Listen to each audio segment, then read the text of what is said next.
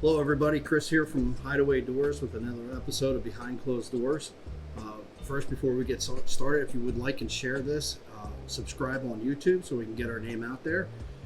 In the last 3 episodes, we showed you different ways of joining wood and how to make it stronger.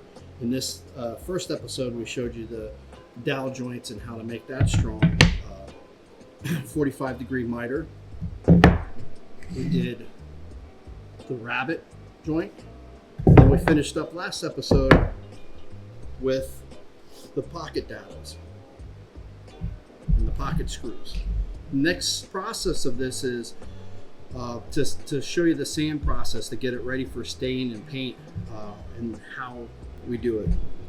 At Hideaway Doors, we use 2 different types of sanders. The square sander, which is real good for getting into tight corners and stuff like that. Then we'll use this orbital round sander. And the process to sand for any type of wood that you're working on is to start on the coarse side of grit for your sandpaper. We start out at 100 grit, and then we work her down from 100 to 120 to 280, or 180, I'm sorry. So what that does is, as you're sanding, it'll give you a nice fine finish and ready for stain or paint.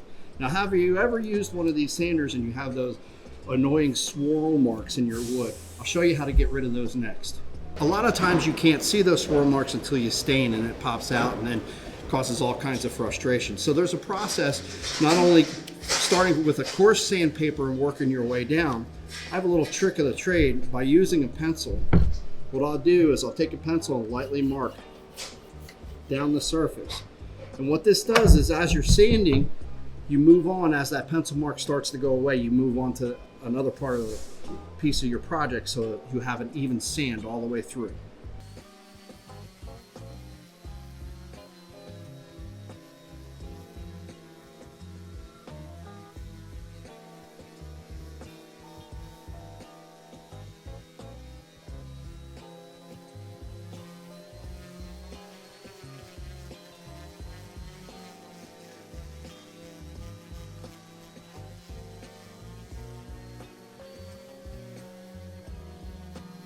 So one more last piece of the puzzle when you're sanding to try to get the best quality you can. Be sure when you're gluing stuff and putting things together, some of that glue will seep out. Wipe that off with a wet rag, but also you got to make sure you sand thoroughly in that area. If you don't and you go to stain it, it'll leave really god-awful looking white patches in your project, and you don't want that to happen. So thanks everybody for joining us, and remember to have a happy and safe holiday season. 4th of July, go America. Everything's American made in Hideaway Doors. Thank you very much.